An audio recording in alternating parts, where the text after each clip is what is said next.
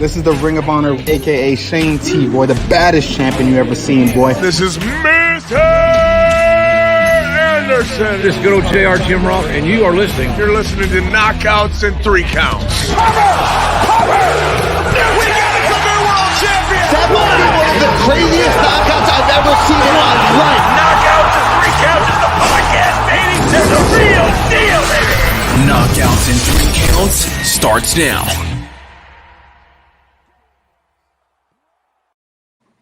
What up, though? Apparently, I should have stole Richard Holiday's AirPods because mine don't fucking work today. But this is Knockouts and 3 Counts, and shit, I survived another day. But I can't be too mad because I got a new whip in this bitch. Whipping in this bitch. Hey. I don't give a shit. My birthday is about to be started off to a great start, but we got fights and a lot of things to talk about this weekend. So I thought as good a time as any to go hit our buddy up. Like it says in the title, the British banger Liam Demond. How the fuck are you, man? Good, man. How are you guys been? How you guys doing? Not too bad, dude. Just hating this little temperature change and this bipolar ass rainy weather, but I'm still breathing, so I'm not complaining. You are not lying. It's bipolar as hell, but I'll tell you what, sweatshirt weather is here, and I'm happy. I've been waiting. Oh yeah, I'm not mad about it, but it just was like a drastic drop, you know. Yeah, normally, hit you right in the face. Normally, any other year, I am absolutely down for it, especially being somebody that works outside all year. But this is my first year. I just picked up my motorcycle about 2.5 weeks ago now. So I've been taking it out at every given warm day that I get the chance. And Mother Nature's not giving me that opportunity to enjoy these last couple weeks of riding season. So I'm a little upset. Just want to ride, get it, get the miles in.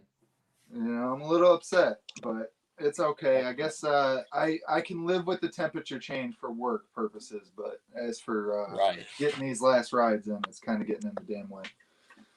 Yeah, I can understand that. That's how I am with the whole work situation too. Like I work inside a factory, so the 110-degree summer days, I'm been ready for those to be over. So tell us about that, though, man. Talking about logging the miles. I mean, what's going on behind the scenes in the cage side lab? What do you got cooking, man? I know Donnie Baloo's getting ready to go to war on Saturday on my birthday. Hopefully he can give me a birthday present and fuck this guy up. I mean, just kidding, but I mean, get that W. No, but we getting that belt. We getting that belt. Hell yeah, man. Well, tell me what you guys got cooking. Yeah, so right now we got 4 fights total coming up. We got Donnie this Saturday with B2 Fight Series. He main events, fights for the 125 title, a belt that he once held, and a belt that hopefully he'll be holding again Saturday night. October 9th, we got 2 guys with TWC. We got Alex Davidson. Long time since he's fought. It's been over 4 years now. Made his pro debut against Jamal Hill back in 2017. So long layoff, but he's looking good right now. I actually just seen him last night. Looks really nice and slimmed down, looks in shape. So I think he's going to come back and try and make another, make a big wave of stuff. He's still young. He's got plenty of time to make a name for himself in the sport. So I'm looking forward to see him returning. He fights Mohawk. So that's going to be a banger. That fight's going to be a fireworks.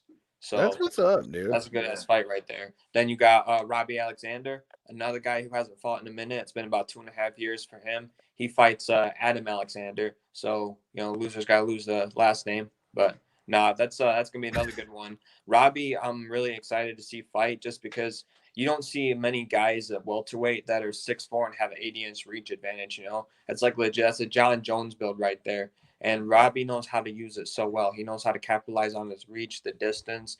And so, I'm looking forward to see what he does October 9th as well. So that's 2 guys right there with TWC. And then my brother Manib, he's back in the boxing ring. I don't know the official date on that one yet. It's supposed to be the end of October, I believe. But he's boxing McClip. So, Manib's 1-0 in professional boxing. So looking to keep the undefeated streak going there. And so, if you've been following Manib, you see he's been doing great things with Weaver's boxing. So, keep, using that pro fighting career to build the name with Weaver's as well. Goes hand to hand. And I think it's going to, you're just going to continue to see the rise of Weaver's like you have been. I mean, dude, I wouldn't argue that at all. I was actually just talking with Manib today, actually, because I'm going to see him tomorrow. We're going to be there at the Clip fights that are going down to the Motor City soundboard. Okay. I mean, we've literally got like 3 or 4 guests that are fighting on it. I mean, Marco is coming back and he's fighting against a guy that I've trained with since he originally started in Floyd. That's gonna be Then you've got, another past guest of the show, Bazzy's going to war. Then you got Andre Sanders that we had on the show going to war. Another guy, Fabian, that I trained with. I mean, literally 6-7 guys I know that are going to be fighting on, fighting on this card. What up, though, Jay Bone? We'll have to chat at you again soon and have you come mess with us again, brother, man. Like I said, yeah, I'll be seeing Manib tomorrow, and I'm looking forward to seeing him get back in the ring, man, because he had stepped away from the ring for a little bit, and then open weavers, and now is getting ready to step back in the ring. Now, do you know if he's going to be just deciding to do straight boxing, or do you think we're going to go MMA and boxing, or what do you think? I think it'll be a little bit of both. I just think that Manib does, Manib can grapple and stuff. We've seen that in his amateur career, but where Manib shines is in his striking, and so I think boxing is just a better move overall, especially money wise and stuff. I mean, the money that's in boxing is just not comparable to MMA. So when someone like Manib, who truly has the potential to make it in the sport of boxing, just because he's, like I said, his stand up is next to none. It's next level. That was one thing that really drew me to him when I started watching him as an amateur. Is like, this guy looks like he's been doing this for a minute. Manib's been training striking since like a young teenager, competing in kickboxing and stuff. So been doing it, pretty much all his life. So, but I think we might see him in a cage again at some point. Would love to see another flying knee knockout from him. You ain't kidding, dude. I mean, for those that don't know and haven't been following us for a long time, I mean, Manib was the very first guest on this show. So him and Mo Chatry. So take it back a ways. I mean, trust me, we are far in the corner of Manib over here. This is long before Corey, it's long before Corey's time, but yeah, Mo and Manib were the first guests that we ever had. We did it right in the old MTT, and or no, matter of fact, yeah, it was in the old MTT above DJJ and stuff. So, like I said, we go way back with Manib, and one of your guys that you were just rattling off is here in the comments. Robbie Alexander getting ready to go to war too. That's right there. Hey, man, Robbie, if you're in here, all you guys that are checking it out, we're, like I say, and it says in the title, we're going to get to our UFC 266 preview. We're going to talk a little bit about AEW Grand Slam that went down last night and all that good stuff. Any of you guys that are watching this on YouTube, make sure you guys hit that subscribe button, like button, comment button, share this sumbitch, help us out. But like I say, I'm looking forward to seeing what's going to happen with Michigan MMA with everybody coming back. And I mean, with that being said, I mean, I don't know, man. I've been paying attention to what's been going on. I see Kenny Cross is getting ready to come back soon too. I mean, I see a camp change. I see a bunch of different stuff. So what's going on over there with Kenny, man? Are we going to be seeing him getting ready to come back in the cage anytime soon? Oh yeah, I can't really give like an exact date or nothing like that, but it's coming soon. I mean, he's looking phenomenal right now. The recovery time on what the injury he dealt with is insane. This guy he's been working with right now, Chris Down. He does. They're doing some dope stuff. I watch the stuff they do. I watch Kenny Snaps all day in his stories, and it's just like sometimes it hurts just watching that shit. It really does. It's like next level of training right there, and the strength and conditioning, and just everything that Chris has done for him is amazing. And you really see the connection that they got going and stuff. I mean, and Kenny just looks, Kenny always looks in phenomenal shape, but right now he looks like he's getting fight ready. And so, whether it's by the end of this year or not, I don't know 100%, but Kenny's back and he's ready to go back in there and just continue that tear he was on. So that's great to hear, because I know coming back from an injury like that, you definitely need that type of physical training to get back to 100%. So that's great to hear that not only that he is back, but that he was putting the training that he actually needed to recover that leg properly. Yeah, he was very smart about, the way he dealt with it and stuff. With someone like Kenny, who's just always so eager, so, energetic, just wants to go. We were a little worried that he was going to try and train too soon, this and that, and just really, jeopardize it even more. But no, he was very smart about it, took the right approach. And I think that's a big reason as to why he recovered so well, why we're able to, in less than a year from the injury, he'll be fighting again, more than likely. I mean, and that's a hell of a recovery time. And I mean, like Kathy is saying in the comments, like I said, people are ready to see the boss come back. And speaking of Kathy, even the little homie is already ready for his debut on Knockouts and 3 Counts. If you need you a sick looking Yeti cup or anything of the sort, Twisted Tumblers is your way to go. Check out Kathy and them, man. Like I said. What up, though, Cody? I see you in the comments. We're about to get to talking a little bit about AEW and UFC, man. Let me know what you guys are thinking on the comments, man. I want to know who you got on these picks, bro. I need to know maybe if I'm gonna bet. Maybe I got to take your bets over mine. But like I said, what were your thoughts on all this stuff we've been seeing from AEW, man? Now that we got out of AEW All Out. Then you had the big show last night. They had 20,711 was the final number that was reported from New York. That's insane, dude. That's like the biggest crowd I can remember in recent memory, at least, that any company that was not named WWE was getting anywhere. Yeah. It's like I said before we went on, the fact that AEW is just now approaching the 2-year mark, to pull numbers like that, I don't care what anybody says, whether they're bringing in the WWE wash-ups or whatever, to do numbers like that in just 2 years of running is amazing, I mean, WWE's struggling probably to pull numbers like that now. I feel like I haven't followed wrestling since the early 2000s, like the end of the Attitude Era and the beginning of the Ruthless Aggression Era was really where I started to not watch, but AEW's got my attention, I'm watching again. I'm watching pro wrestling. I didn't think I'd ever be saying that, but it's got my attention. And part of it is the competition side. I love seeing that there's somebody who can give WWE a run for their money because maybe it'll make the WWE step their game up, I mean, and that's the thing. They're having pressure at this point. There's no, do I think it's pressure as in, people keep trying to compare it, are they going to put WWE out of business?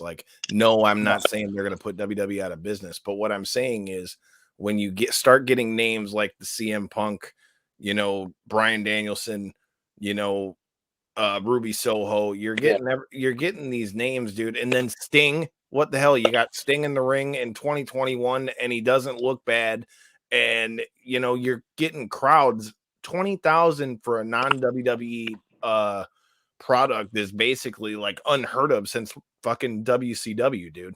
100%. So New Japan's never pulled no number like that. I mean, not in the US. No.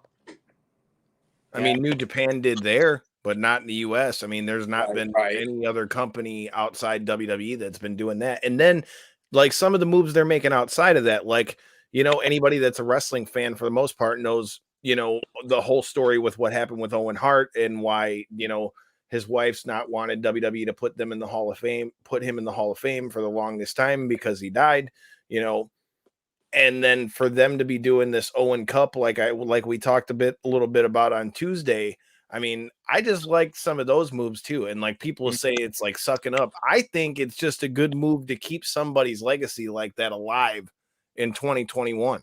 Definitely. I mean, Owen Hart, he wasn't obviously at the highest of the highest level and stuff some people might think, but he still definitely left a legacy behind in wrestling, And so just to kind of forget about that, whatever, that legacy's got to be continued on and lived on, just like Chris Benoit.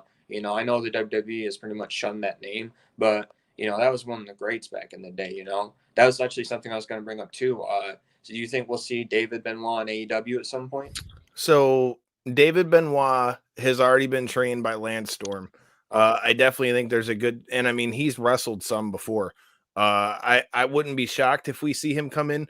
I mean, the difference for me when it comes to Chris Benoit and, what's going on with this stuff is Owen Hart's wife didn't want WWE to do it. It wasn't because WWE didn't want to put him in.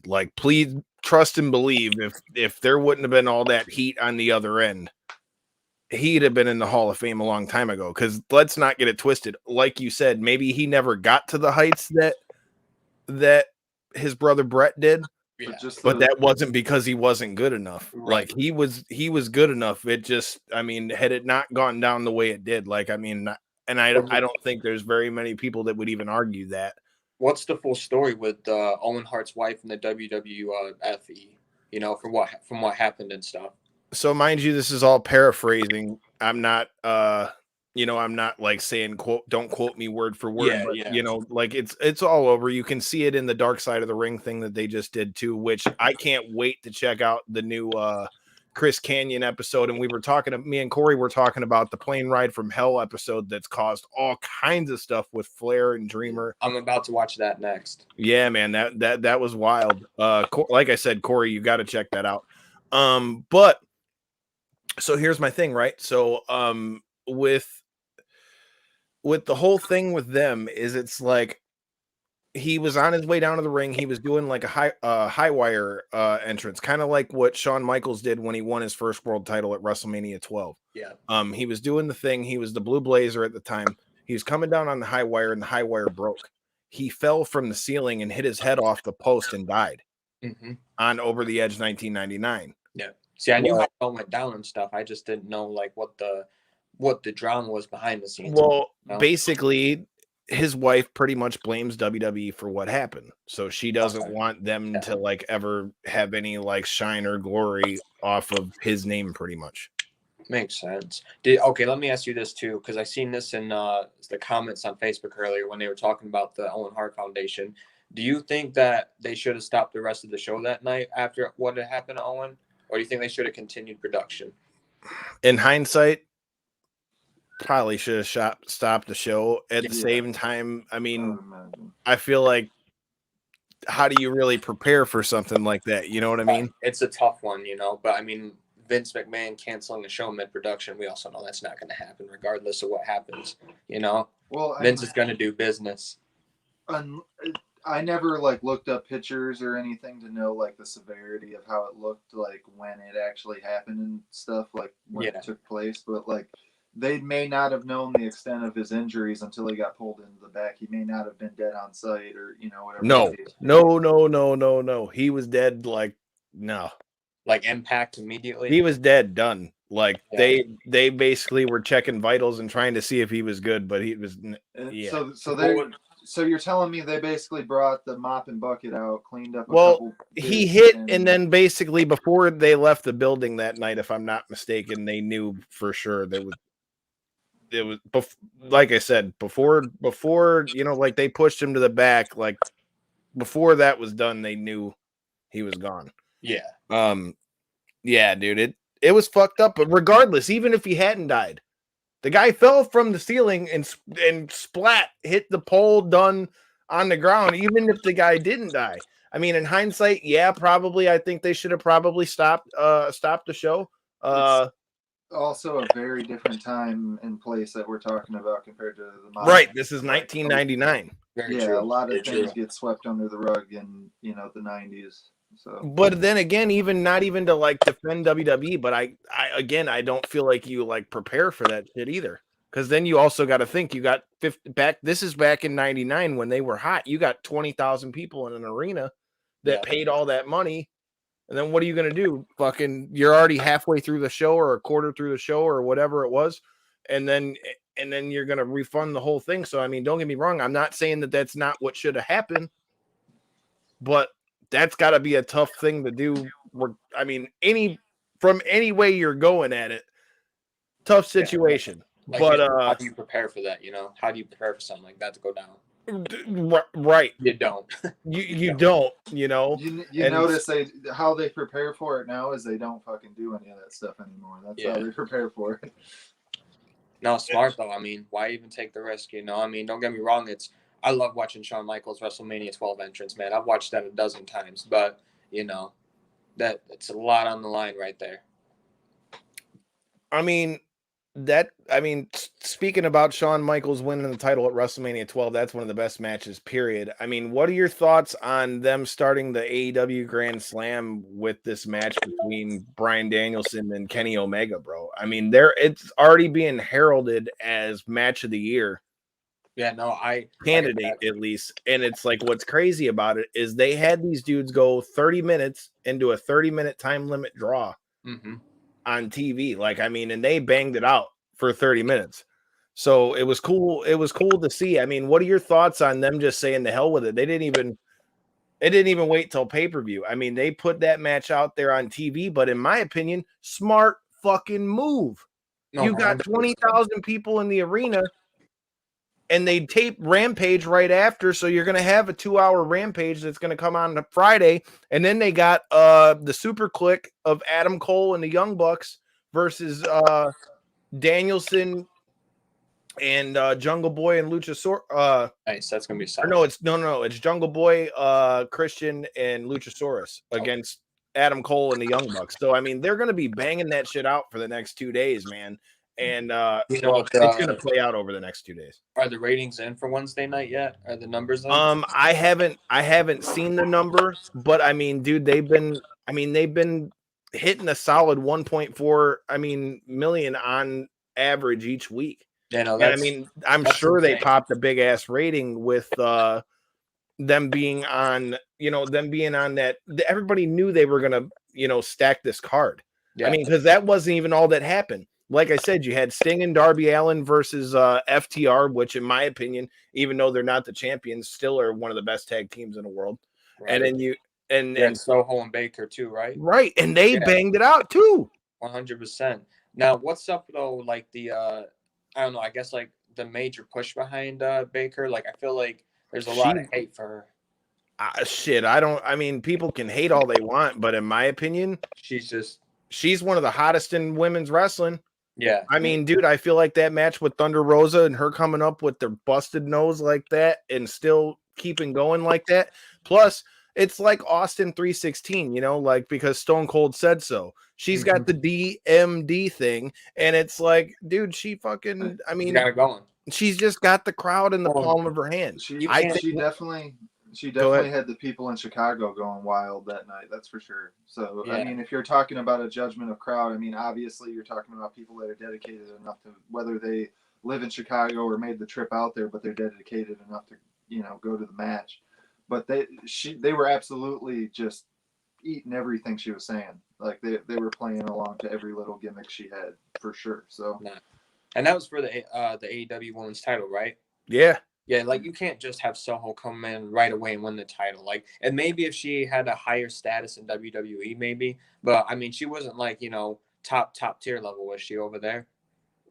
Well, I mean, she went like for the title a couple times, but not straight like they did this time. And this time she's completely solo. Plus, I'm not even mad at it because the way they did it, you have her win that battle royal. So it's legit how she got the title shot. She didn't win. Okay, so she goes and feuds with somebody else or they run it back. Hell, to be honest, I think the one that's going to what's going to eventually end up happening, I think Jamie Hayter, the one that's with her, I'm telling you, I told Corey this when we were watching this in Chicago. Mark my words, dude.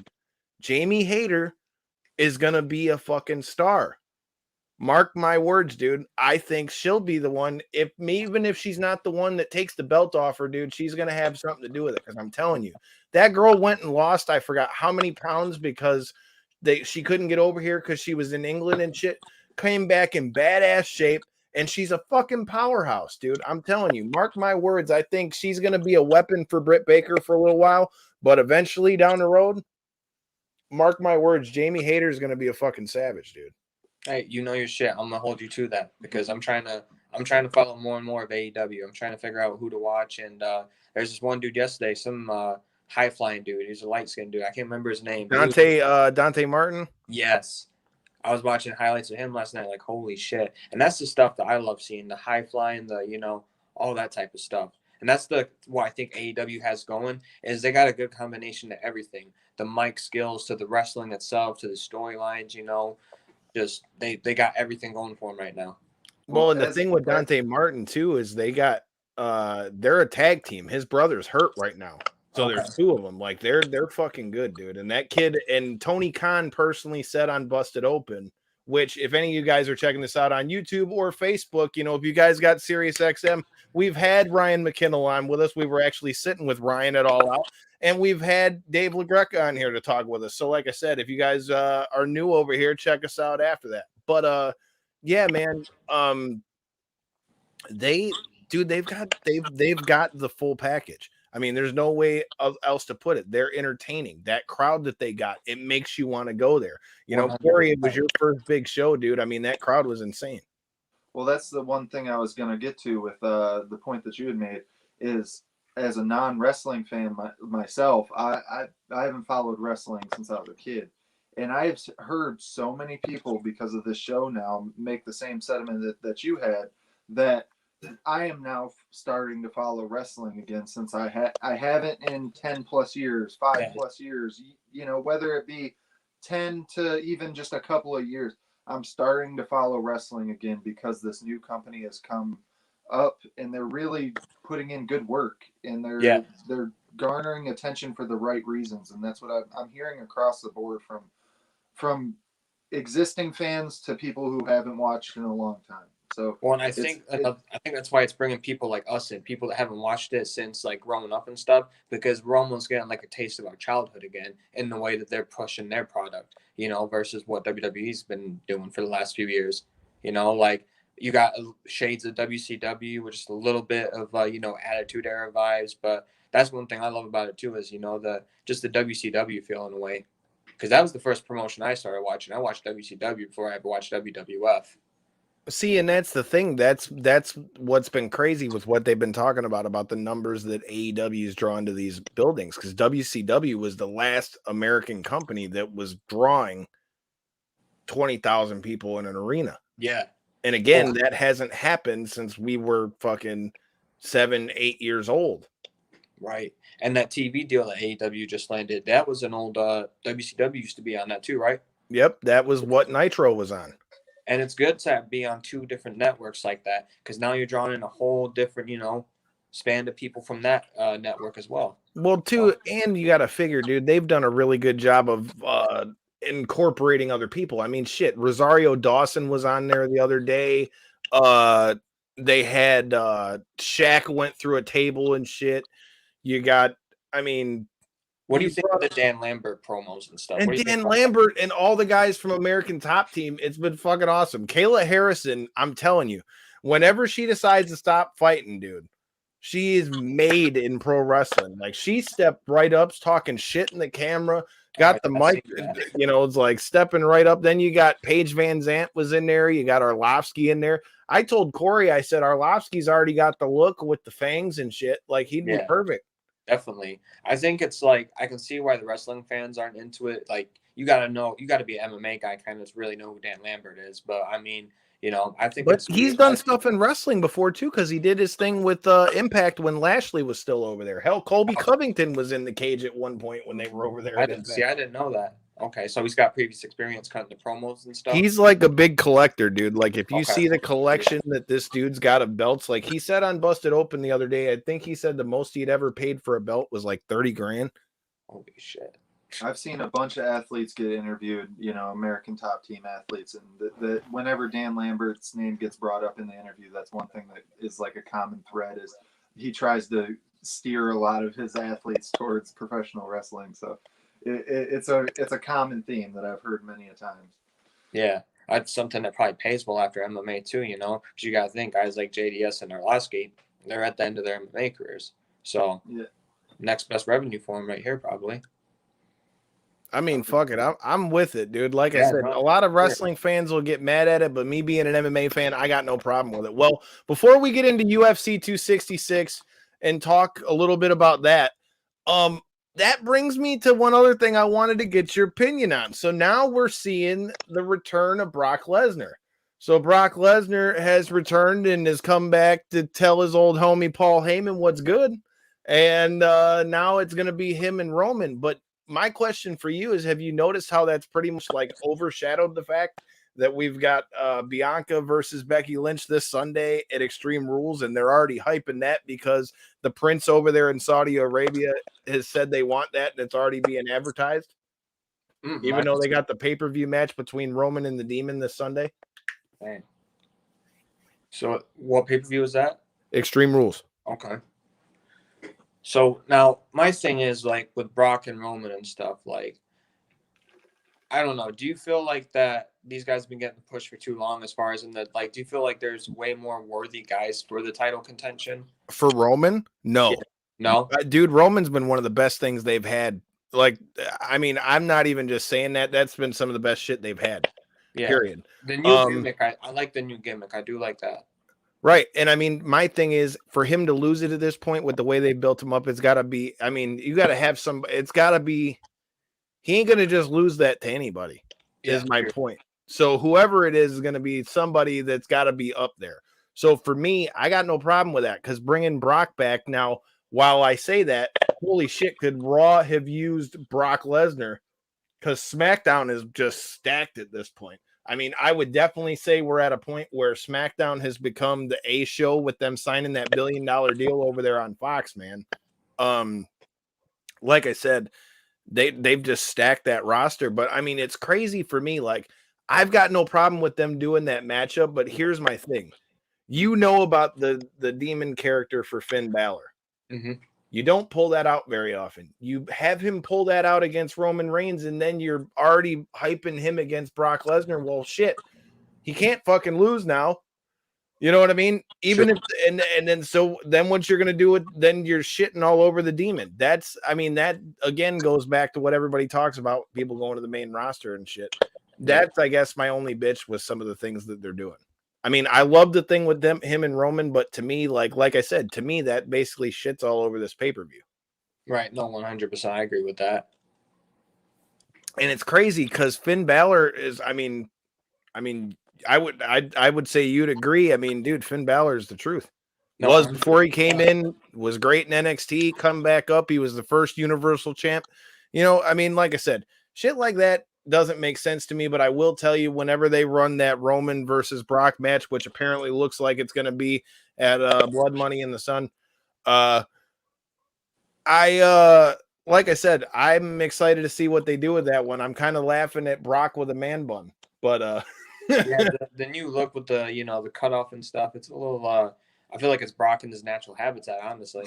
Pretty much. He's got the big ass burly beard now. We all know he lives on a farm where he's like away from everybody, like doesn't have to see a human for like 100 miles. Looks like a real life Viking, you know? For real, dude. Like, for anybody that doesn't know, like, this guy does not, like, that's what's so funny about, like, the way when he comes back to wrestling, because, like, the guy comes back, he's only got like 12 appearances in the whole year, makes like 13 million, and then stays at home on his fucking ranch the rest of the year. Like, he's just got life by the balls. I don't need to see any humans. I just make millions of dollars. I only got to leave my house like 10 times a year. I mean, I need some shit like that. Most definitely. Most definitely. I mean, I probably need to get big like Brock Lesnar and shit like that. That's probably a story for another time. I got screwed in the gene pool on that one. But you need to go talk to Vitor Belfort's doctor then. You get big like that. All right, dude. Valid point. All right, dude. Well, now that we're crossing over into the combat sports side of things, dude. All right. What are your thoughts on the whole Vitor Belfort Holyfield thing? I mean, first off, whoever approved that fight was, you know, a jackass. Not California. That's who. Not California. They said no. That's why they had to move it to Florida.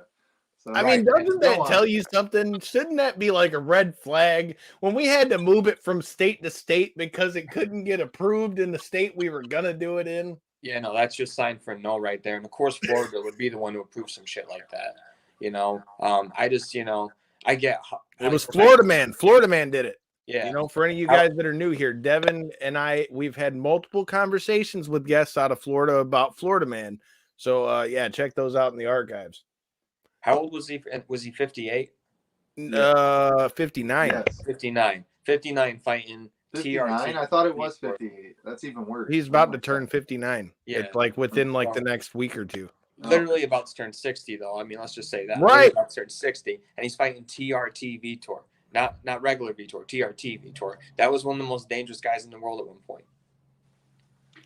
Dude, all right. Not to mention, was he fighting TRT Vitor, but he was off balance just hitting the pads, bro. Yeah, it did not look good. Just hitting the pads. The man, like, he was, and I'm not saying this to talk trash. Like, dude, when I heard that he was, like, getting back in shape because he wanted to fight when Tyson came back, I was all for it until I realized, like, oh, shit, like. He looks like he should not be doing this shit right now. Yeah. And not to mention, as soon as he got hit, it was, like, immediate, like, oh, shit. Yeah, it was game over. And that's just it, too. Like, you look at Tyson on the pads, when he did that first video that he's coming back, you're like, holy shit, how can someone that age still move like that? Then you see, this, and it's just like. Dude, Mike Tyson still looks like a killer. And to think that Holyfield's still saying that that's the fight he wants, oh my God. No. Mike Tyson would kill him right now. Sentence. And what's worse, right, is I don't know if his official title, but Ryan Kavanaugh has made his rounds on the MMA media front, and he was on the Ariel Helwani show this week, actually defending the whole Holyfield booking and the fact that he has him signed for a couple more fights, and he still may explore that route. So I'm like, I don't know what the hell. That's just anything to make a dime shit right there as well. Okay, so I heard what he said, and he said that Holyfield's team went above and beyond to go above what the test he had to do to get cleared. But excuse me for calling bullshit, but it's hard not to call bullshit or not call bullshit because I don't know what you did, but it's hard not to be a little skeptical when. Dude, you had to move the whole fight to a different state because they wouldn't clear you. Yeah, 100%. I'm with you on that. I want to see a stop to some of these freak show fights. Let the Paul brothers keep doing their thing, whatever. It's generating good money for these MMA fighters. I don't really care about that. But let's stop the retirees taking on fully sanctioned fights or whatever. I agree with that. I agree with that for the most part. Like, we've seen a couple examples, like the Anderson Silvas of the world and stuff, but you could even argue that point in the Tito Ortiz fight that fight shouldn't have happened. You've seen Tito. That's my point exactly. So that's where it's really hard to say, like, we need to put a fine line on the end of some of these athletes' careers, because there is some outlining examples of people that do transition and still do well even into their older years. So it's hard to say, like, put a definitive line on it, but at the same point, like, we all knew what that was going to be. Like, I don't know who's in their right mind was like, yeah, all right, Holyfield's gonna lay it on him. Hold on a minute though.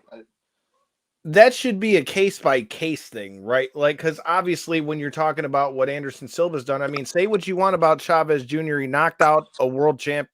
Or not knocked out, but he beat a world champion boxer. Yeah. And then he knocked out Tito. Now, granted, is knocking out Tito as big a thing as beating a world champion? But no, he beat a world champion, for goodness sake, number one.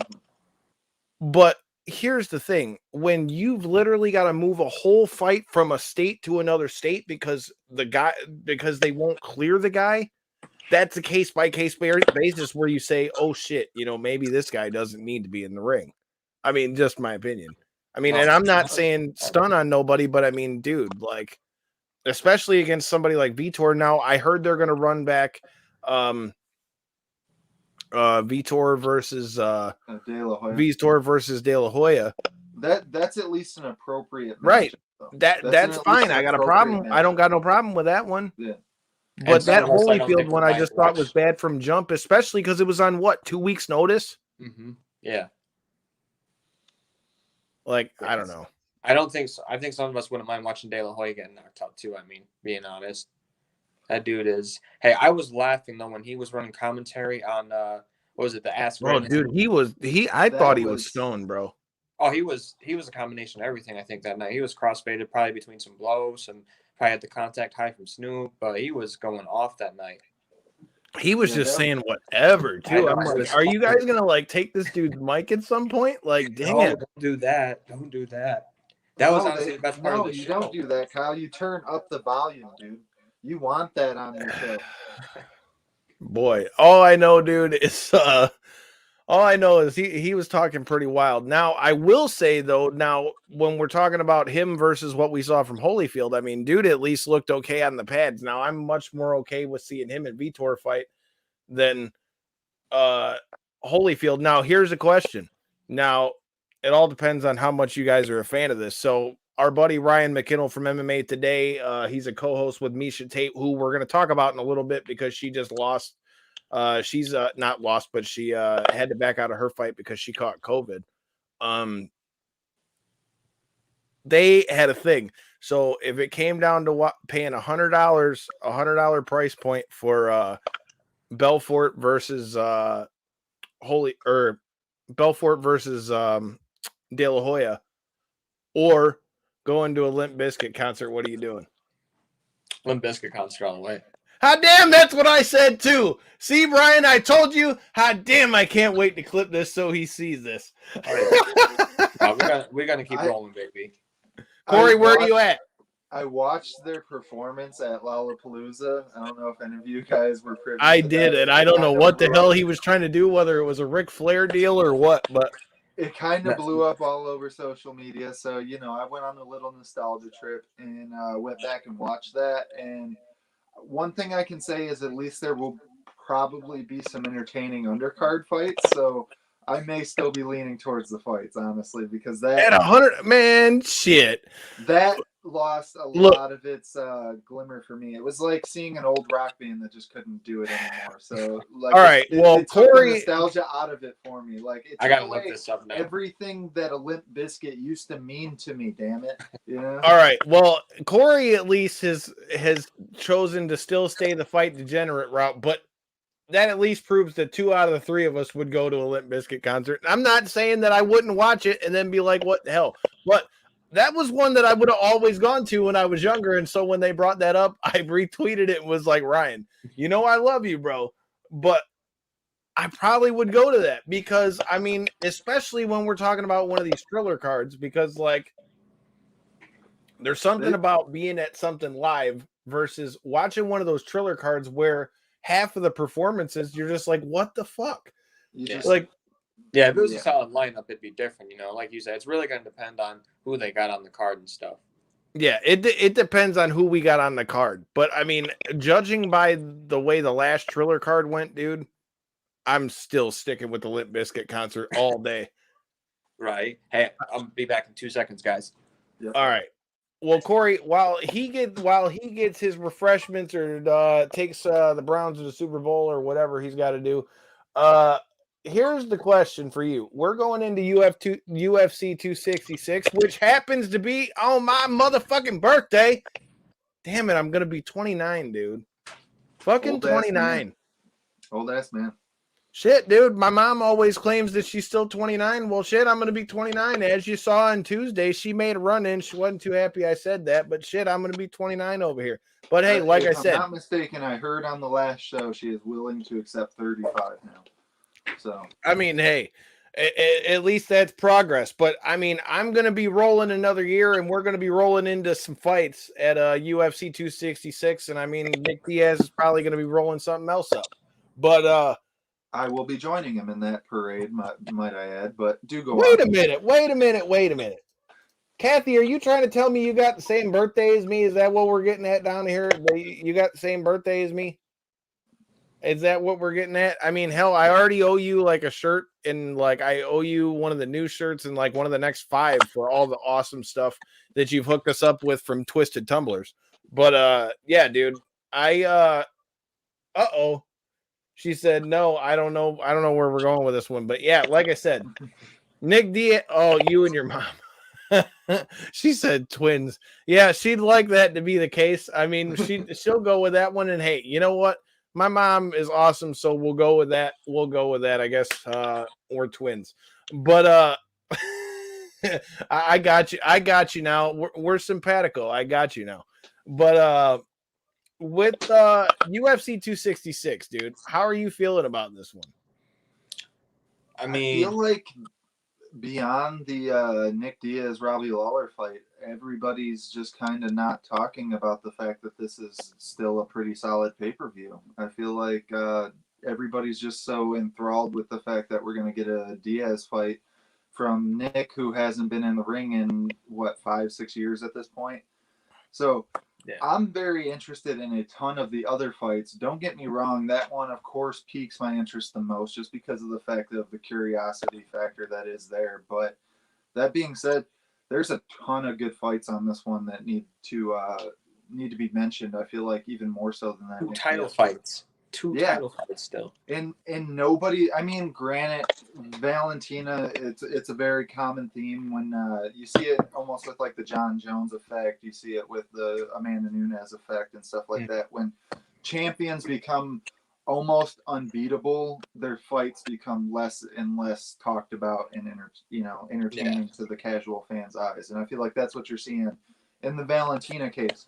Me, I'm a huge Bullet fan. I was actually seeing her in her little camo custom shirt earlier, and I was like, maybe I should buy me a Valentina Shevchenko shirt. It'd be pretty sweet. There you go. But that being said, I am absolutely looking forward to that fight. Lauren Murphy, I hope the best for you. I've been a big fan of Lucky Lauren. I don't know how lucky she is getting herself into this matchup, though, but we shall see. At 125, I don't know who beat Shevchenko right now. I really don't. The only thing I'd like to see her do is really go back up to 35 and fight Nunes one last time just to see if they can, settle. Yeah, we've discussed that on the show many times at this point, and I agree. I would love to see it, but I also feel like that would be something better served in the later stages of their career. Yeah, I feel like to establish herself as a true I mean, she already is. I mean, what do you mean? There's nobody really left to beat her.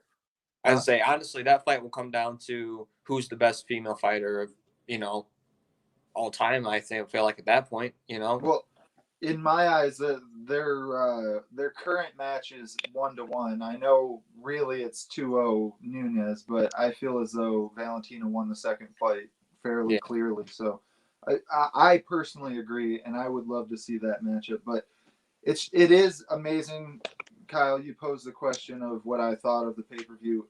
It is amazing just how under the radar, I guess this one's going. Like, even you look at the numbers on the embeddeds and stuff like that, it's just not getting the amount of attention that you would expect unless they post Nate Diaz in the thumbnail.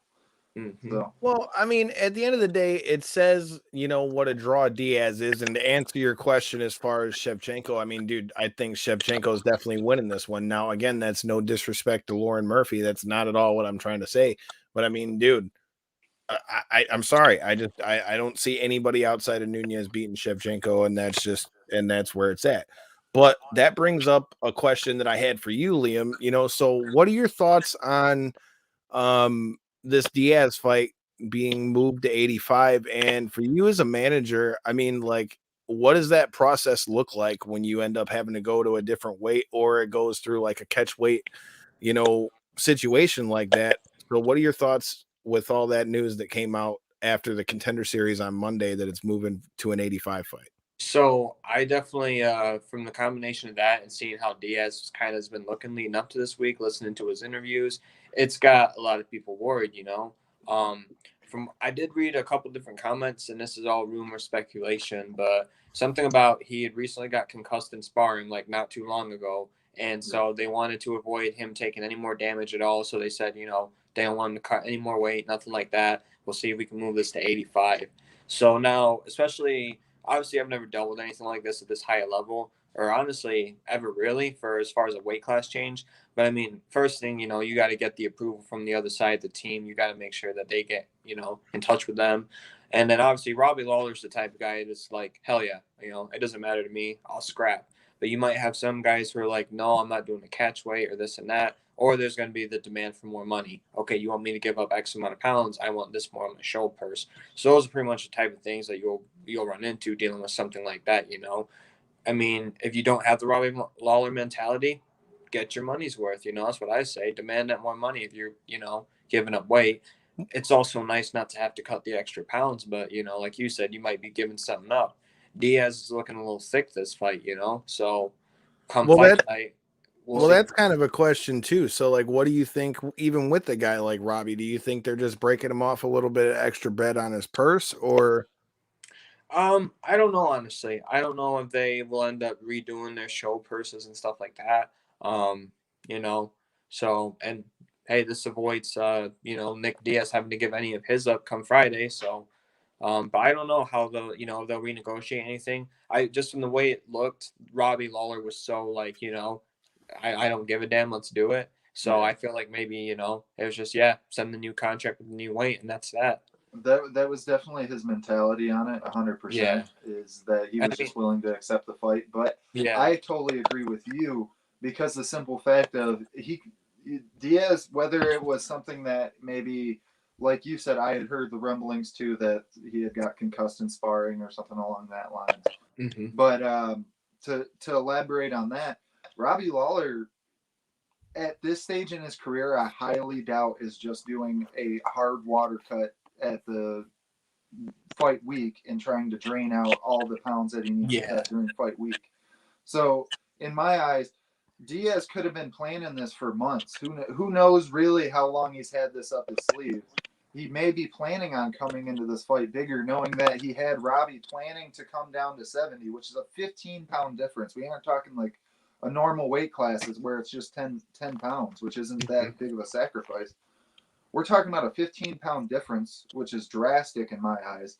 And then the fact that he could have been planning this, he could have incorporated that in his camp and made some strategical advantages because of the fact that he's going to be bigger than a Robbie Lawler come fight night.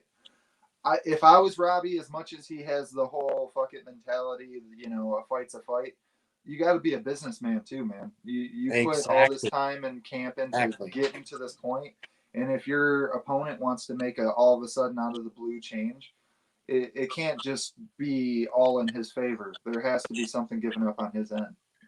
So I agree with that, but then again, I feel like that's the big difference between the other one that we're seeing this in with these fights, in that both of these guys haven't fought in so long. I think at this point it's just like, okay, we just want to get in there and fight. Doesn't really matter the weight as much. Where on the other hand, it's as good a way as any to really bring up the fact that that with what's going on with Dan Hooker and his opponent. His opponent finally got his Prosperat. I think that's how you say it. Hasparat. I think that's how you say it. Yeah, but Hasparat got his visa and all that stuff to be able to come fight and do all that stuff. So I mean, kudos to him for it. But then that raises the question with that one: should that one be a catchweight fight? Because it would really suck if those guys get in there and aren't able to fight at 100% when shit. Hasparat said he has 36 hours until weigh-ins, and he's still got to fly 14 hours from Germany to get, out there. I mean, dude, that would really suck if they don't really get to fight like that, I think for the sake of the visa issue, that's the pain in the ass to deal with, So it's like the fact that he got it, the fight saved.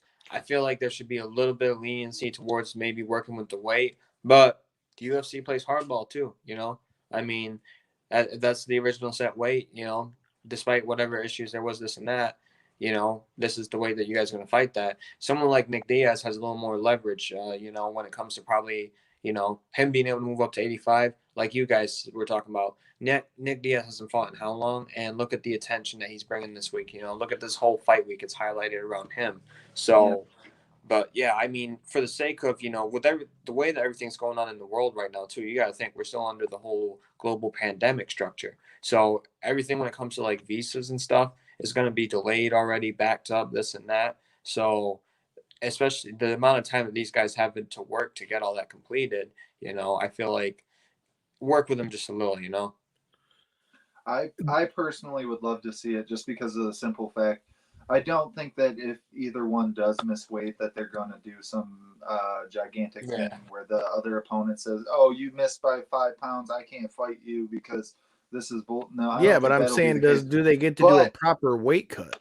But what sucks is that the commission will still take a percentage of their purse, and that's what I'm worried about seeing more so than like a diminished fight or anything like that, because I feel as though both of these guys are serious competitors that take the weight cut just as serious as they do the fight. But with that being said, Haqparast has already missed weight a couple times. This is something that he struggled with in his past.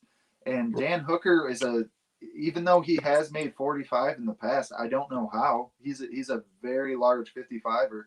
And for them both to be coming in on fight week with all the issues and everything at hand, I'm genuinely surprised the UFC didn't offer it. I seen that it was brought out there. I forgot who reported on it necessarily, but that Dana White said that neither fighter had asked for it to be at a catch weight. That's why they didn't offer it, essentially. But I feel like the UFC should just kind of be ahead of the curve and just offer it as like a, hey, we understand that you guys did everything you could just to make it to Vegas for this fight to happen. We don't need to see you sucked out at championship weight. There's no reason for it, in my opinion.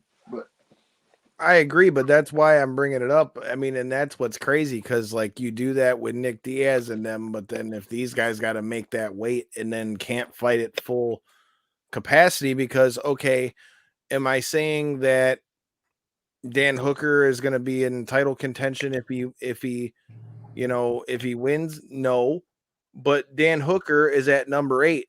Hasparat isn't ranked. So if he wins, that immediately puts him in the top 10. So that's a big ass fight if he loses because he can't do a, and again, I'm not making excuses for nobody, but it's hard not to compare the two when you're talking about a guy, when you're letting another guy jump up a whole 15 fucking pounds. Right. Oh, definitely. And he did 15 pounds and he didn't have visa issues, just lives one state over, could literally. And I feel like I'm hating on the Diaz brothers because I'm still happy to see Nick fighting, but I'm just saying, dude, like. Yeah. Well, I'm just using a couple examples that, didn't have any of the issues that we had talked about. Whether there was issues in camp or not is one thing, but for it to be just so easily done on one side and not even considered necessarily on the other just is genuinely surprising to me.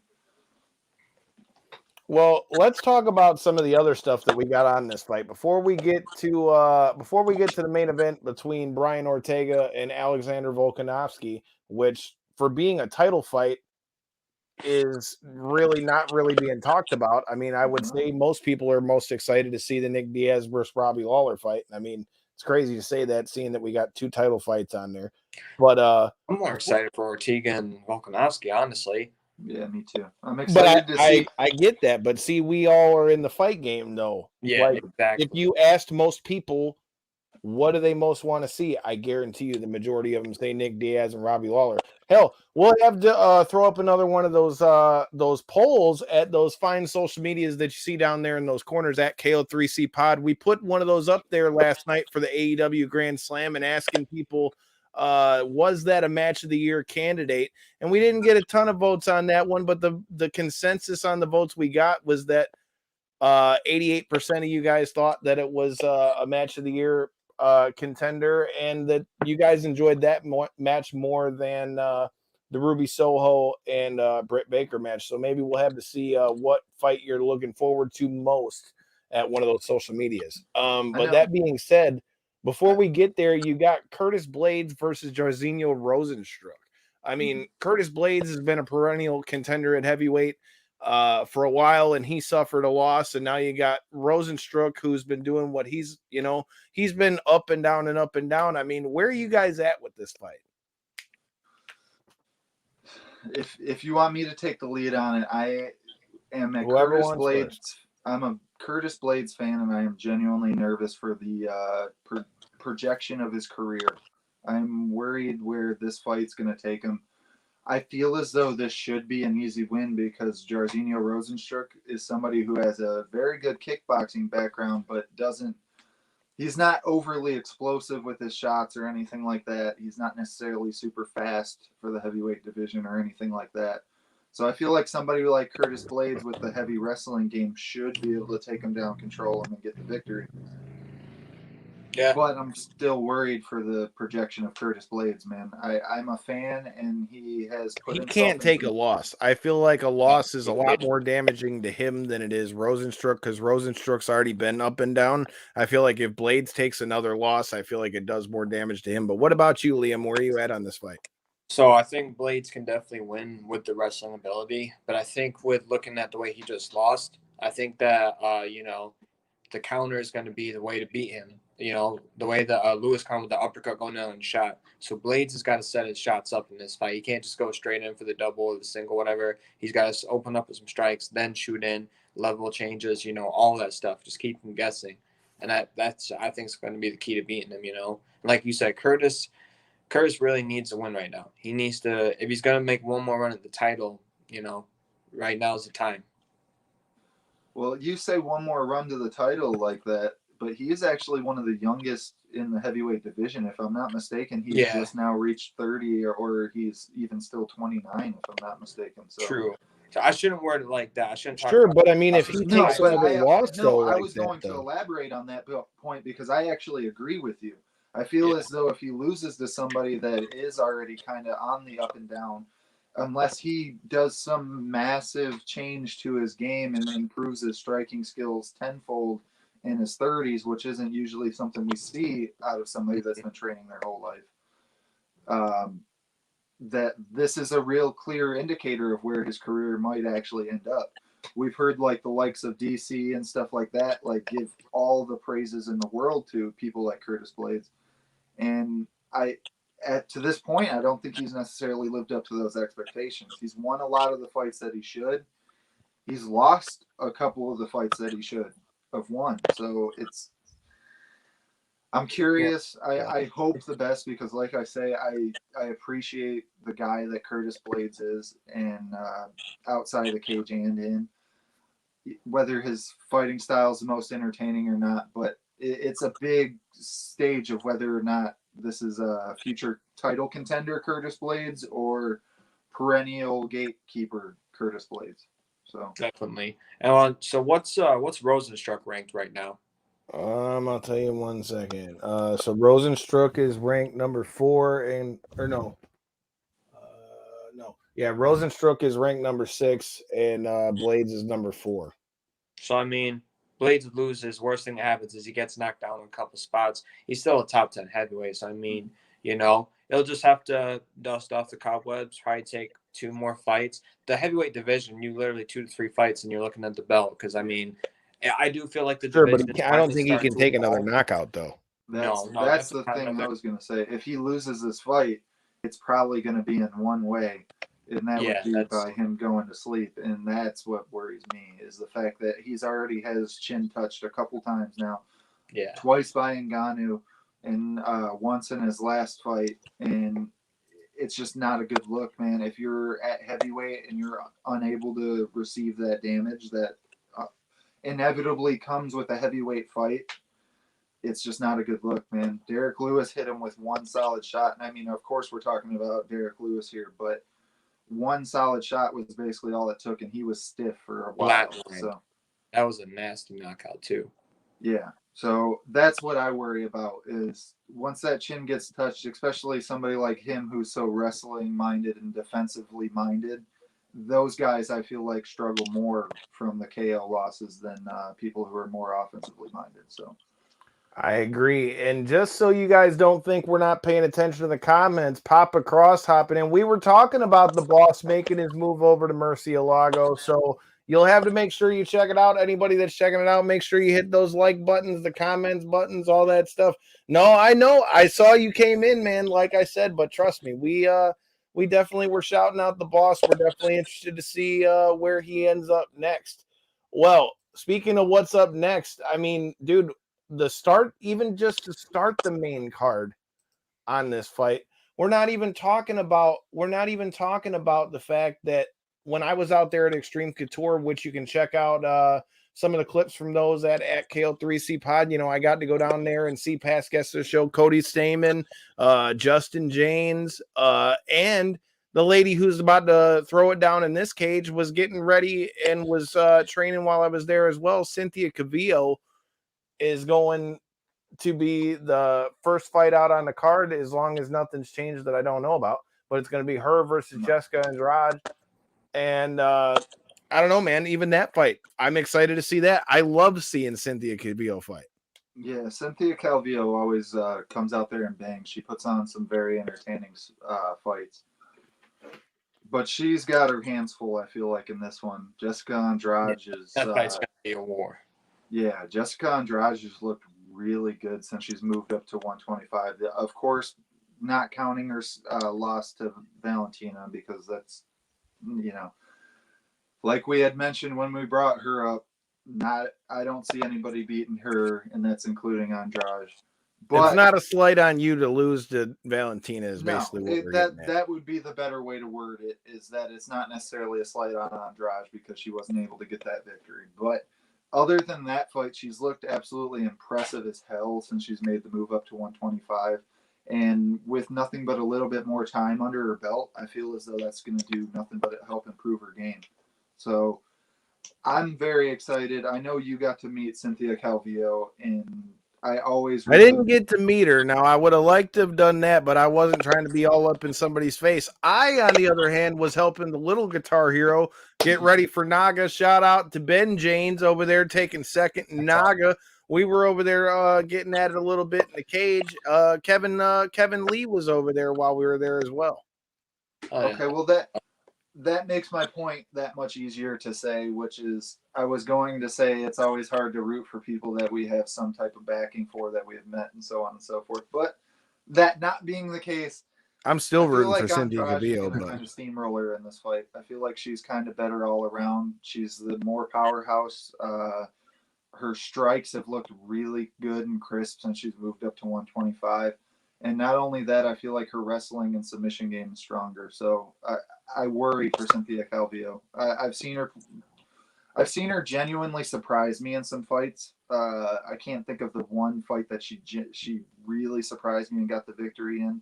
It was just 1 or 2 fights ago for her. But she's improved her skills a lot. But I feel like this is a tall ask. Even in a short person in Andrade, this is a tall ask to try to get the victory in this fight. No, definitely. I'm still going Calvillo. Who do you got, Liam? I got Andrade. I just think she's gonna make it a dogfight and just grind her out. She's got a handful of losses on her record. Don't get me wrong, but when you look at like everyone who Andrade has lost to, like Zaylee Wong, Thug Rose, it's all champs pretty much. JJ and Valentina. Those are all of her last losses. So it's almost like she's the second best in whatever division she's in. Well, all I'm saying is when y'all show up for my birthday on Saturday, when Calvillo wins, what are y'all getting? I'll be happy for you and her, Kyle, both of you guys.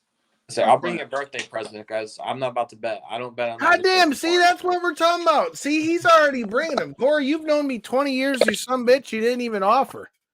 Look at you. You see this? I bring him in on the show and all that. Take him to Chicago. Take him to one of the best wrestling shows of the last fucking 15 years for his first fucking show, motherfucker. And then he doesn't even got. I turned 29. The fucker don't even got nothing.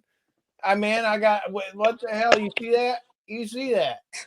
As long as you brought him a present like the first year you guys are friends, you're good. After that, nah. Oh, I know, but still, what the fuck, man? No, I'm just kidding. What the fuck? That I feel gypped. But like I said, man, there's still one more fight to talk about on this card. You got Volkanovski. Well, versus before Ortega. you jump into the main event, because there is a couple short fights I want to get to. I know Kyle loves this segment. Well, it would be a segment if you told me about it before we went on air, dickhead. Well, because it's literally 3 fights that I feel worth mentioning. That's why I say to send these things to me before the show, but go ahead. Eurosmectic versus Jalen Turner is an absolute banger on the prelims. For anybody who isn't familiar with that fight, that is absolutely one that you guys are not going to want to miss. Let me get that full fight card pulled up. Give me a half a second here, because I already had it. It's going to be a good fight. That is going to be an amazing fight, though. Realistically, for anybody who's unfamiliar with the two of them, that is somebody... Both of them are serious contenders in the division, and I genuinely can't wait for that fight. Why is my Google? So this guy cuts me off and then doesn't even got the damn card pulled up. So now not only do you owe me a fucking birthday gift because it's my birthday, and you cut me off and didn't even fucking have the thing up. Damn it. Well, you already brought up the Dan Hooker Nazaret Hackpress fight, so of course I'm not going to dig into that one. But the last one I was going to dig up was Marlon Moraes versus Merab Dabalishvili. That's a good one right there. That's a good prelim fight. That one absolutely needed to be mentioned. I know we were going to kind of glaze over that one, but that needed to be mentioned. That one for Merab, that is his way into title contention, and for Marlon Moraes on this fight, if he does, it's kind of a Curtis Blades thing. If he doesn't get this win, he's going to go significantly further down in the totem pole at 135. Yeah, with Marlon, it's definitely kind of a do or die sitch, I feel like, especially at 135, because that's the most stacked division in the game, honestly, right now. I actually agree with you on that take. I hear a lot of people bring up 155, but I argue 135 is my favorite division, at least. But from him going from such a high reign, from being in the title fight with Henry Cejudo just, a year and a half ago, 2 years ago at this point, to being where he is now, where he is on a 3-fight skid, if I'm not mistaken, and he is actually the significant underdog to Merab Dvalishvili, I'm incredibly impressed with his skills, but has had a couple fights in the beginning of his UFC career where it didn't go his way. So the fact that he's already the underdog to somebody like Merab is telling in Vegas's eyes, in my opinion, how they see the fight going. Either way, I'm not going to necessarily make a pick on this one because I think both of them have a serious shot at getting the win. But I'm very curious what Marlon Moraes shows up on Saturday. Yeah. You look at his last 2 losses as well. It's, Sandhagen and Rob Font. So, I mean, solid ass fights, But, I mean, this, like you said, it's really going to, tell where he's at in the division and stuff, And Merab gets the win, he shoots way up. His stock goes up. But if Moraes, it's like you said, it's going to see where he's at for his title contention and stuff. He's going to get back into the picture. He's 33 right now, so he's starting to get to that, starting to just pass that prime point a little bit. And it also seems like we've seen the best of him. That's what worries me. Is it seems like we've seen the best of his career.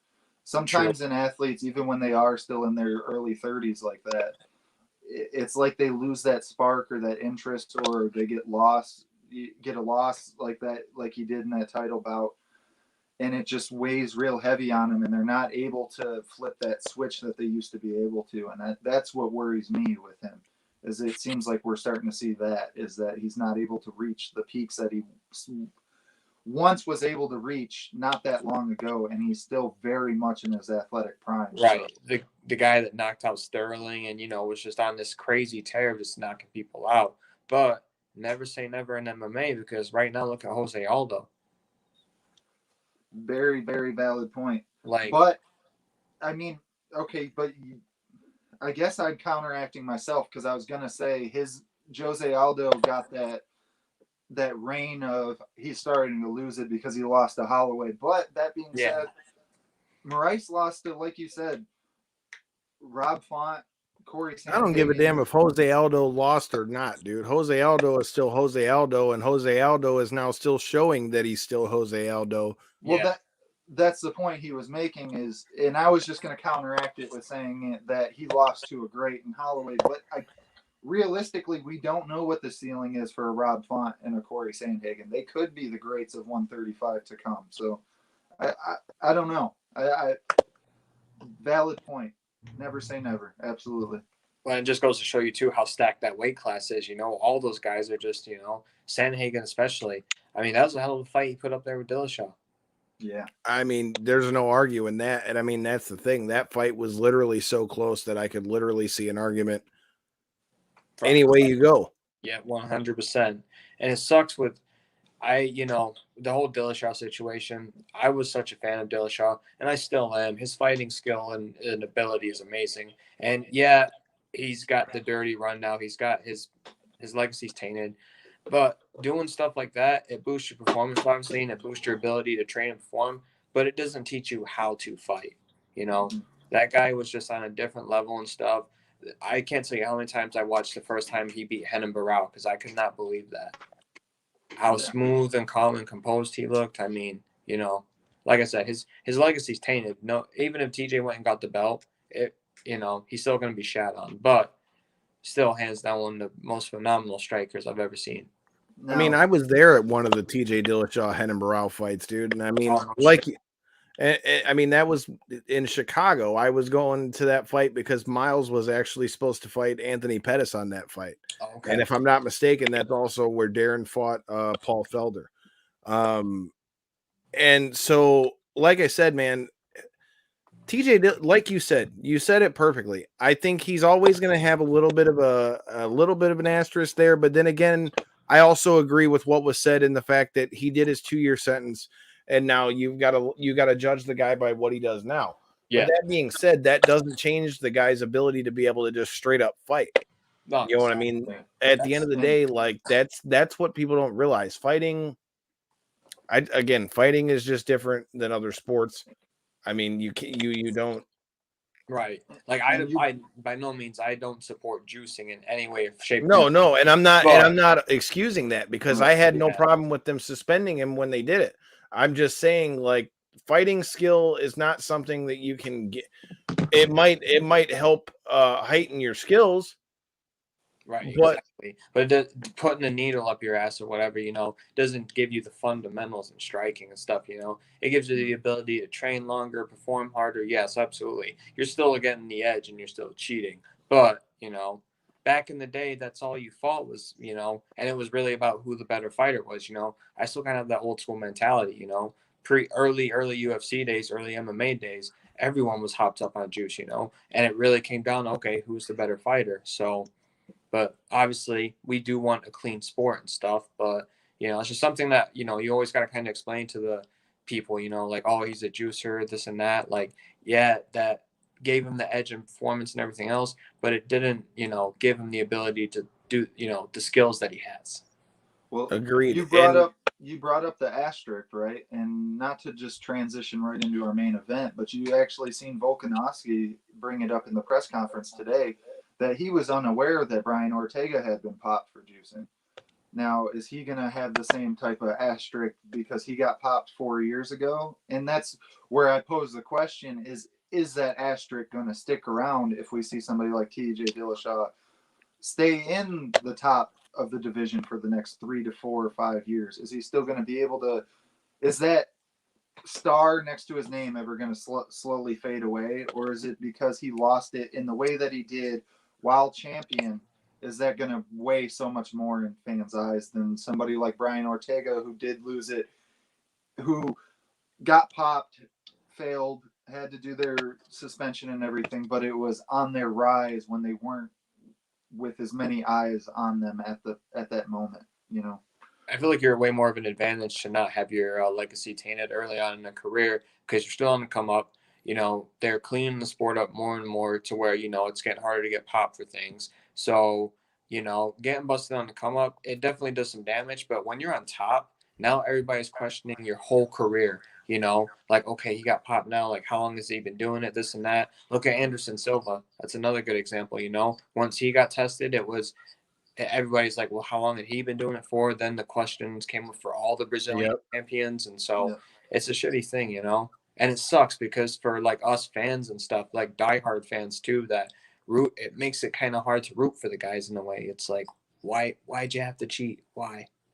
Well, and that was the thing when TJ came back and fought. Everybody was saying Sandhagen won, but to be honest with you, and again, anybody who's watching this, please let me know in the comments who did you think won out of Sandhagen and Dillashaw. If you think Sandhagen won, let me know in the comments. But I mean, to be honest with you, dude, if we're talking about just based upon the criteria that MMA fights are judged upon, I thought that Dillashaw won. Now, do I think that he did more damage?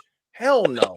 I think Sandhagen was definitely more effective, and I think he was and I definitely think his strikes did more damage. But if you talk about who controlled the fight, whether he was getting takedowns and all those things or not, he was able to control Sandhagen against the cage. And even Sandhagen said himself in the consequent interviews after the fight was over, he said that,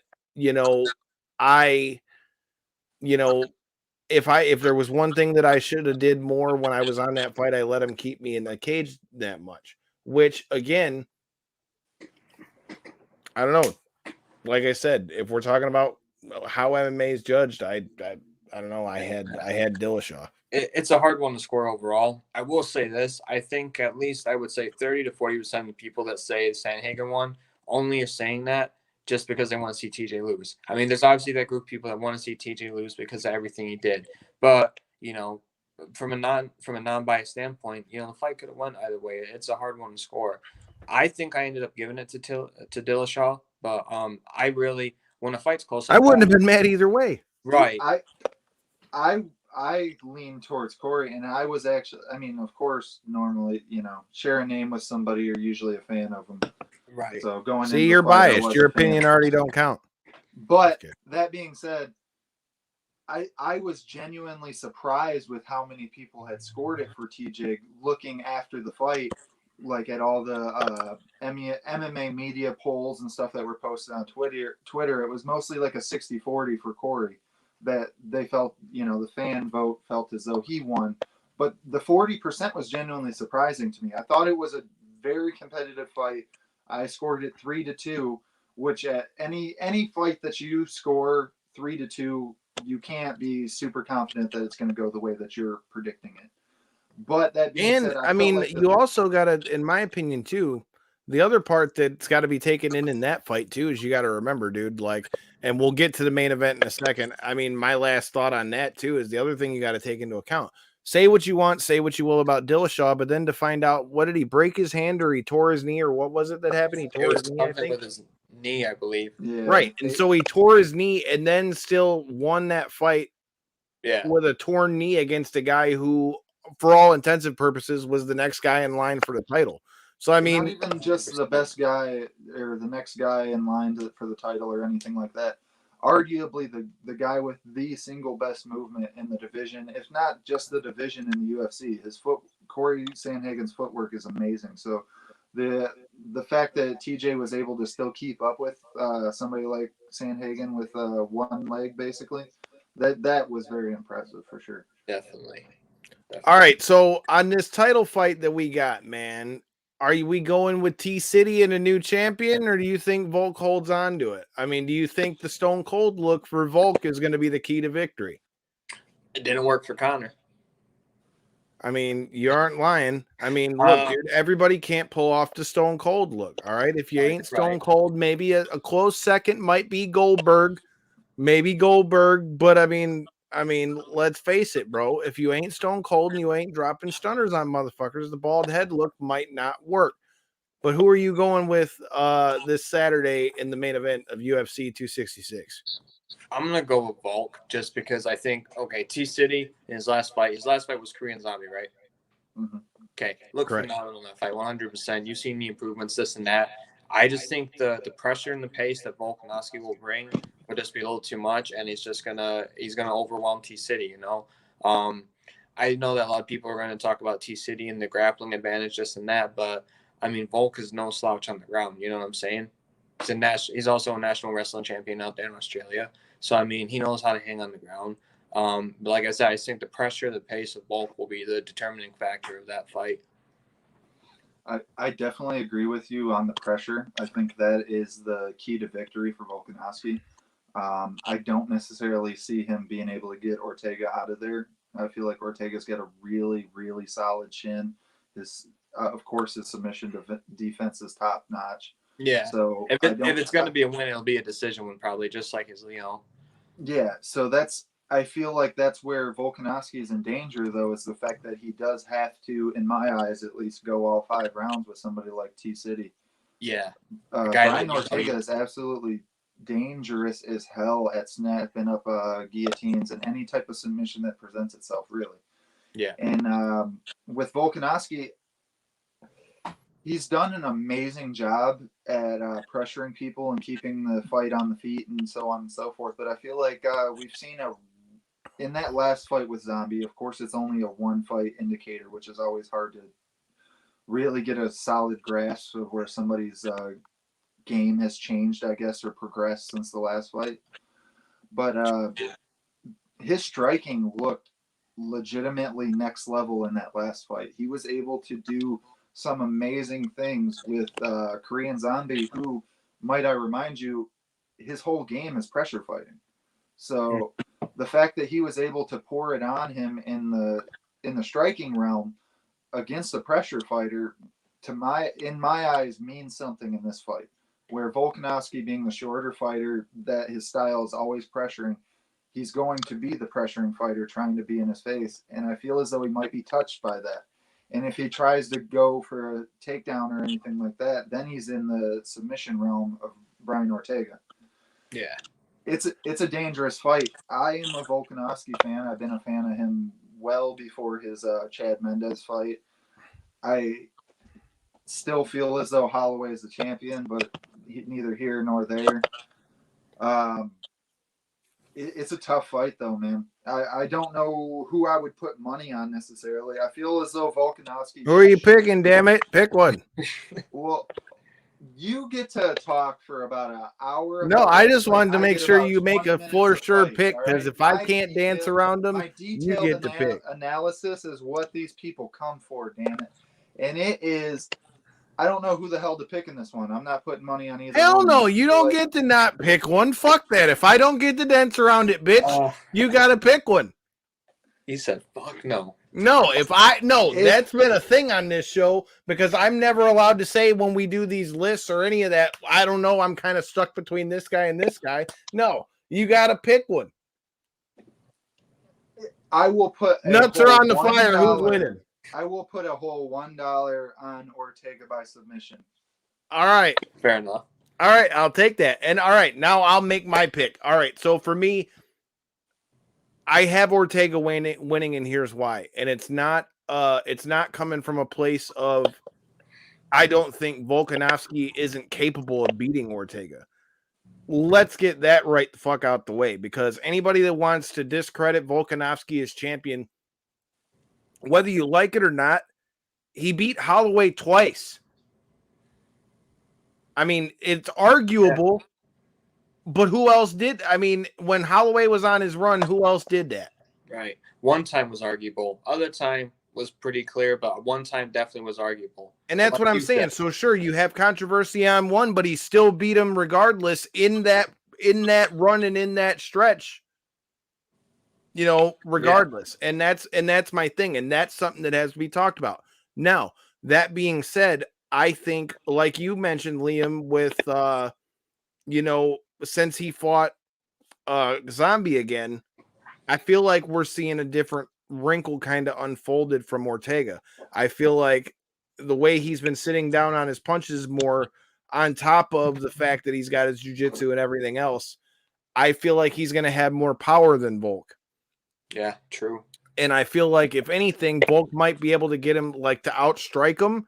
But I feel like if Ortega is able to clock him and then maybe take him down and submit him, or, even if he finishes him on the feet, I mean, he was hitting with some serious power against Korean Zombie. That's why, for me, I'm not going to say method of victory, but I think we're seeing a new champion at UFC 266. I think it's a hard one to pick, man. It really is. Like, if I will say this, if Ortega does take it, I got Ortega by submission. I will say that.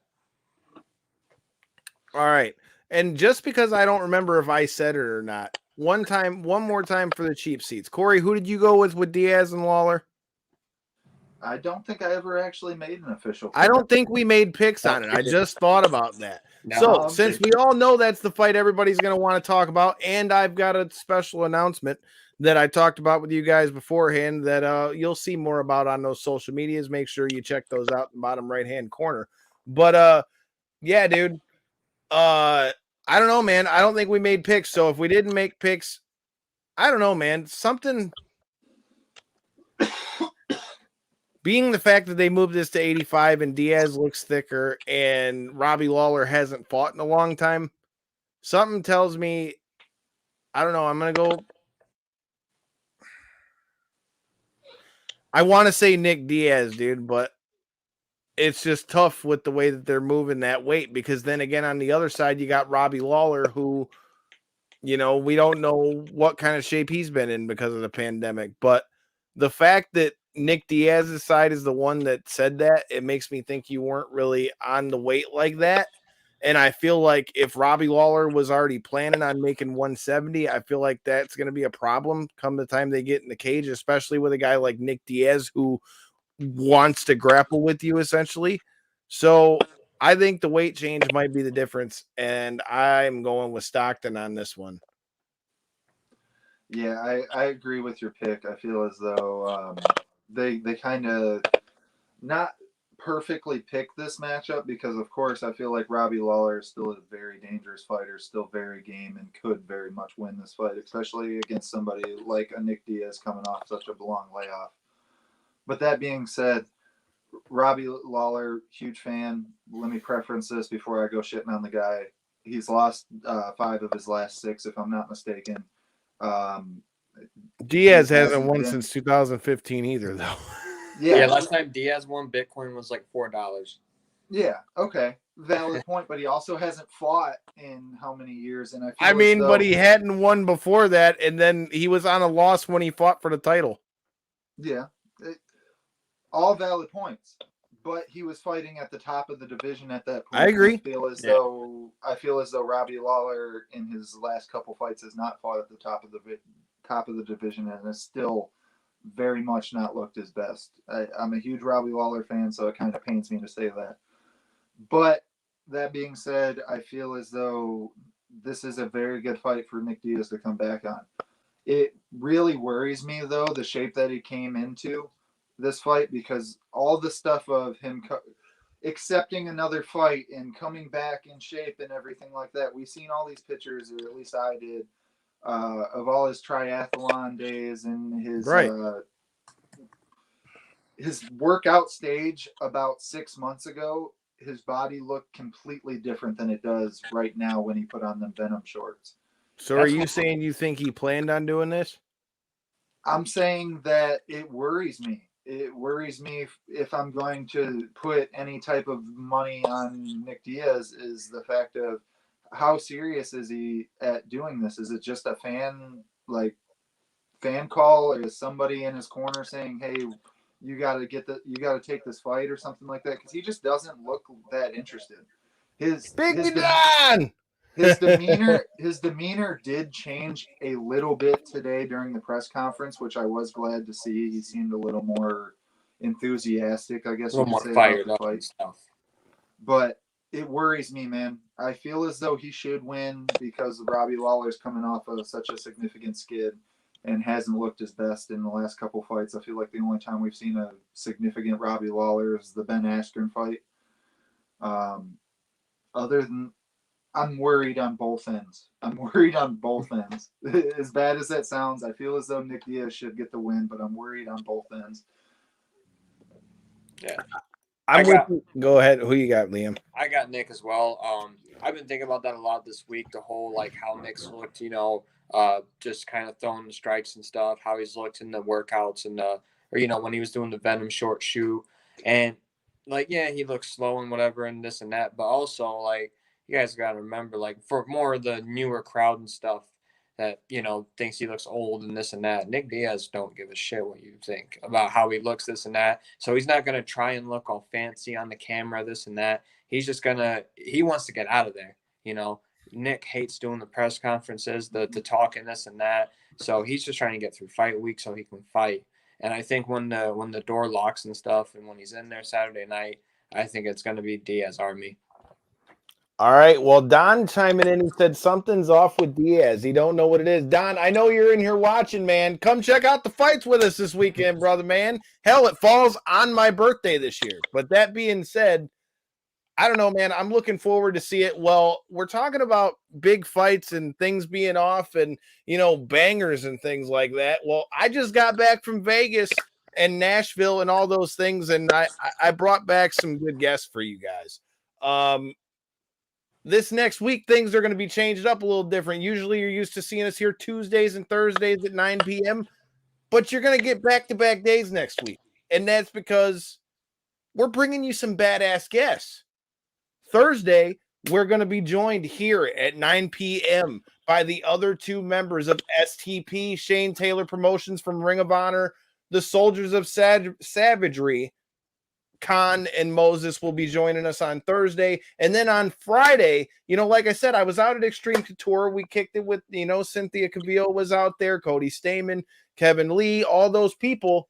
Well, we're going to have Gil Gordado, who's one of the coaches out there at Extreme Couture. He also competed in Josh Barnett's Bloodsport, and he also happens to be the coach for, I don't know, this bum named John Moxley, who you might have saw in AEW. Hey, man, like I said, all the more reason you got to hit that motherfucking subscribe button. I mean, you know what it is, man. Hell yeah, I'm going to be at the fights at Motor City tomorrow. Don's going to be at the fights tomorrow. Let's see who gets the dub. Is it going to be Marco? Is it going to be Floyd motherfucking Jones? If you're in the Detroit area, make sure you're at the Motor City soundboard. And until we come back next Thursday, yeah, that's right, next Thursday at 9 p.m., hit that motherfucking subscribe button so you don't miss any of it. If you're going to be at Motor City, I'm going to be whipping up there in that new whip I just got for my birthday. Make sure you hit that subscribe button. And until next time, and in the in-between time, make sure you're rocking with the Cage Side Army. Peace.